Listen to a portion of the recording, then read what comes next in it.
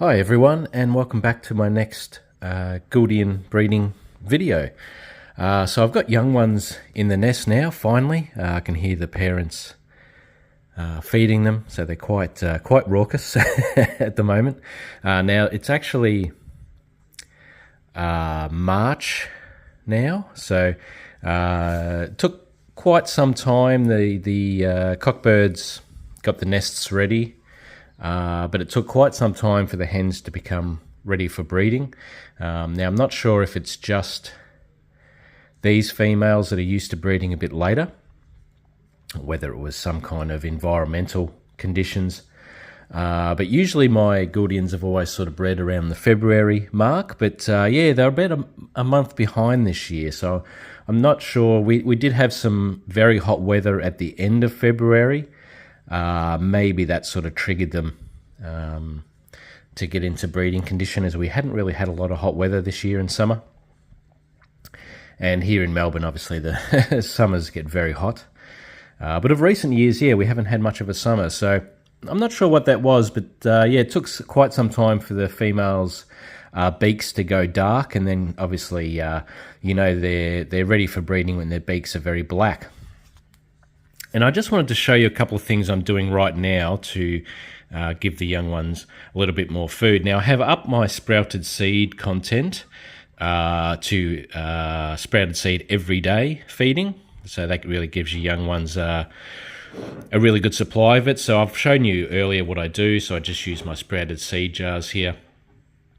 And obviously, I've shown you a video on how I sprout my seed, but there's one little trick that I do. Now, I have here a container of hulled oats. Now, I don't actually feed this to the Gouldians at all during the year.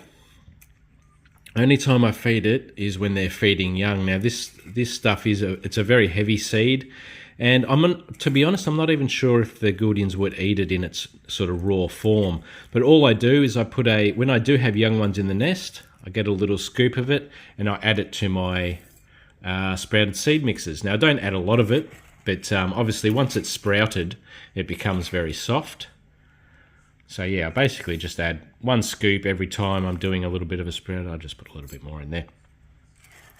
So yeah, that's one thing I do to give the young ones, give them a little bit more bulk. And you'll see usually my Gouldian finch young are quite large in size, which I think is always a really good thing. Have nice, big, strong breeding stock. So that's just one little trick that I do when I do have young ones in the nest, but only when I have young ones in the nest. And then probably I keep up a daily sprouted seed mix for probably about a month after the young ones have left the nest as well.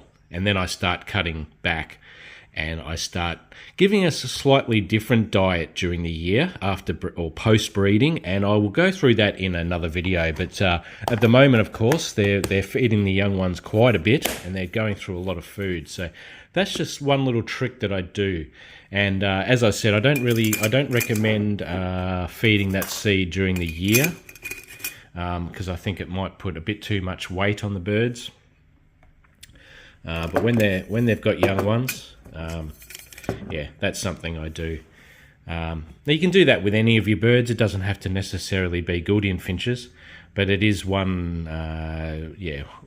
trick I've learnt over the years to do, specifically with my Gouldians. But I do it with any of my finches, really. I like to give them the sort of larger seeds that they're probably not going to be eating in a sort of the softer version when they're eating the sprouted seed, which they will absolutely devour when they have young ones. And you'll know when they have young ones because it'll all be gone. It'll absolutely be devoured.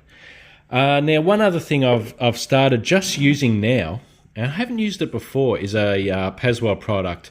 Now, if you've seen any of my other videos, which I'm sure you have, you're probably not just coming to this video. You've probably seen the other ones. I love the Paswell company. They make fantastic products. I trust them with all of my birds. I've never used this product before, and it's called the Good Oil.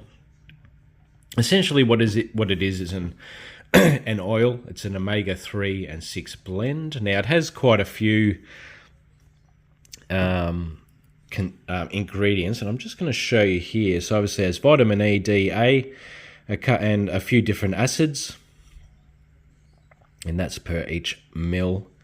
And I'll just show you here. Basically, you just add it to your seed mix. I don't do 1 kilo. Now it says per kilo here, so I do 500 grams, which is one of my seed bowls, and I halve that 15 mils to 7 mils. I probably do about 7.5 to be honest. But essentially all you do, I put my 500 grams of seed into this jar here and pour this oil on. It is an oil, so it's quite thick. I put it into this jar. I mix it around with a chopstick, get it mixed in, and then I put it into my seed bowl and I let that sit for at least 4 hours. It does say at least 4 hours at room temperature. And then you know the seed has absorbed that oil. And then I just use that as one of my seed bowls. Now, I have previously showed you when my birds are pre-breeding and breeding, I use 2 seed bowls to show them that there's a lot more food. So I've tried this out now. One of the bowls has seed treated with the good oil and the other seed bowl doesn't, just to give them a choice. I believe the birds would be eating from both. I don't really have any proof or data for that as yet. I've literally only just started using this.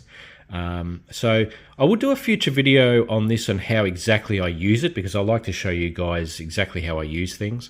But I just wanted to let you know this is something I'm trying out. So it does say on here it helps to improve the health of birds and eggs. So I probably started giving this a little bit too late, but I think I'm going to start using this all through the year. As one of those seed bowls, look, it generally lasts a week with two of the seed bowls in there or something. So I did contact the manufacturer of this, who are great as well, really always gets back to you and helps you out with any questions.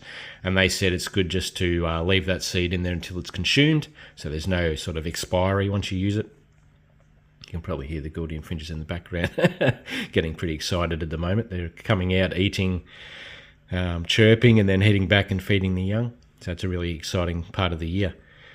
So yeah, I just wanted to show you a couple of things that I'm doing. Obviously, I'm upping the green seed as well. I'm actually about to go and pick some more now, put that in there. The young ones really, and the birds benefit from that. I'm still giving all my liquid vitamins in the water. I'm giving them their sprays of millet. I'm probably giving them as much as they'll eat of that right now, as they are eating a lot more. So the eggs probably hatched a few days ago. Now, one thing, I'm not sure if I've mentioned it before, but whenever I get new birds and they breed for the first time, I don't do any nest inspections, and I just leave them to it. I wouldn't say it's a superstition, but it's something I've done for maybe the last, I'm actually not too sure. Probably since the last birds I really inspected the nests of were my Western Rosellas, and I might put a link to the video below. I actually did a time-lapse video on the young ones from eggs to hatching and to coming out of the nest. It's quite a cool video. That was probably the last time I really went from go to woe, inspecting the nest every day and handling the young ones. It's not really something I do so much with Gouldians. But always, my golden rule now pretty much is when my birds breed for the first time, I just let them do their thing. And then the second time they breed, I'll be a lot more nosy. So in the future, I may do a video more on, inspecting the nest and showing the eggs and young ones, etc. But yeah, so I hope you enjoy this video. The next part of the video, fingers crossed and all things going well, will be when the young ones leave the nest. And I can show you a bit of video of some young Gouldians in the aviary. I'm really excited about this and can't wait to show you. So thanks for watching the start of this video and checking out the things that I'm just doing a little bit extra of at the moment. So essentially I'm just upping the quantities of food and trying to give the young ones as much of a head start as possible. So on to the next part of the video.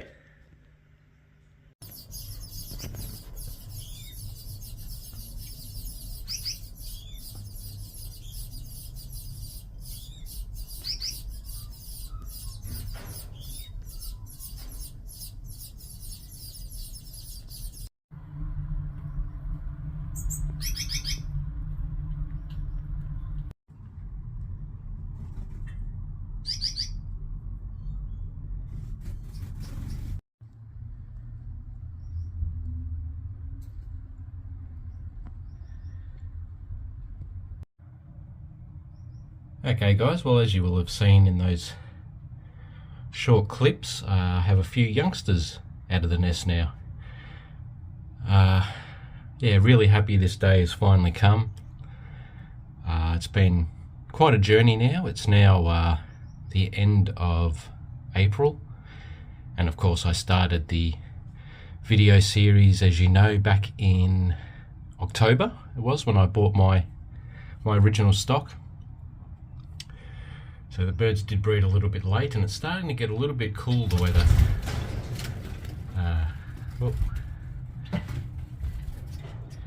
Here in Melbourne. Just had a bird fly over there. Just try and get some footage of the little chicks here for you. So I currently have 7 chicks, which is fairly decent. 7 is the most I've had previously, and yeah, I've got 7 this time. So I've got the one down there with the parents. I'm going to try and do a bit of a video of all of them here. I've got the 3 youngest ones down here that of course followed their older siblings out a bit early, and they're all down in the nesting material tray at the moment, keeping warm, and they're sleeping out there at the moment. They are able to fly. This one probably, attempt to point here.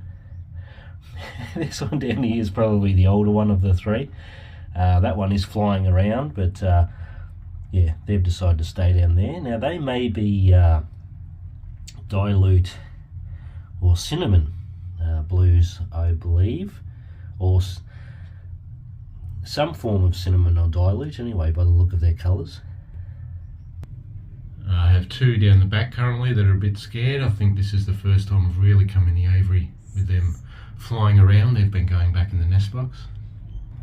And the other chick just decided to fly up there with the parents. So there you have it. I've got quite a mix of both your standard green Gouldians, blues, and dilutes in this nest, which is really cool.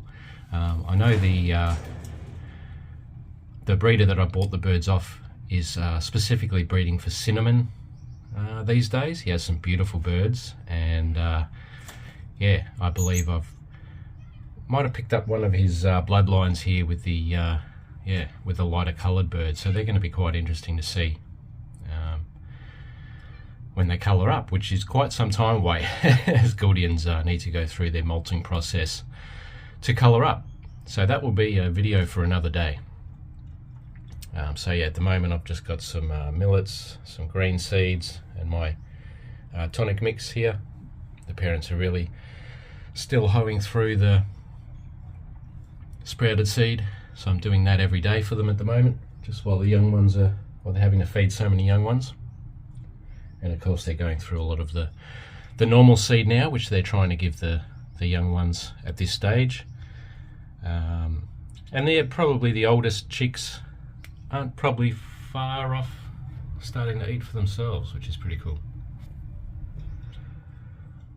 But yeah, this is a really great time when you see the fruits of your labour and all the work you've put in, seeing some healthy chicks, and yeah, seeing the parents being so excited when you come to the aviary with fresh food for them. And yeah, they really love their chicks, and yeah, I'm really happy to specifically have got Gouldians again to breed these blue birds, and to successfully do it, and building this aviary specifically to house them and to breed them in is very satisfying. And yeah, all the mornings I've got up early to give them fresh water and sprouted seed and check on them. Yeah, this is when it's so awesome, and I'm so happy to share this video series with you. And I'm sorry a lot of the videos have been so long, but I really wanted to give you a detailed look at how I do breed Gouldians and everything that I do and the whole process. And I hope you've enjoyed it, and it's given you some kind of new information, or perhaps you've just watched it for a bit of fun, or perhaps now you've inspired to watch to breed your own Gouldians. Give you another bit of a look at these guys down here. This guy, the older one, is very cheeky. He's always staring at me like that. Okay, so I'm going to end this video here. I don't want to disturb them too much. Like I said, the young ones are still getting a bit used to me. So I'm going to, after I finish talking, I'm going to leave you with some footage, probably over the next couple of weeks, of the young ones starting to fend for themselves a little bit, and a little bit better video of all the birds together. As yeah, like I said, they've only really just come out of the nest as a family, so they don't really quite understand what they're doing or what's going on. But yeah, thank you so much for watching up to this point. And the following video in the series will be really how I keep my birds in the non-breeding season, which is quite different to the rest of the seasons. As yeah, Gouldians really, they're very much a product of the seasons. And yeah, I'm gonna take you through what I do in the non-breeding season. So that will be the next video in the series, and possibly the last video of this series. So yeah, thank you for watching, and I hope you'll keep watching at the end of this video for a bit more footage. I really appreciate all my subscribers and viewers, and I hope you'll check out the rest of my channel. But I'll leave it there for now, and I'll catch you in a video soon. Bye for now.